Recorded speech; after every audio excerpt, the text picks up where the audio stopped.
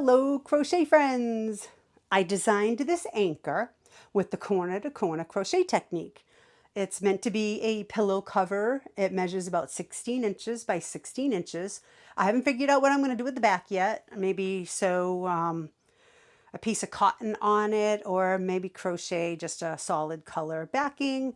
But anyways, the tutorial is a crochet along.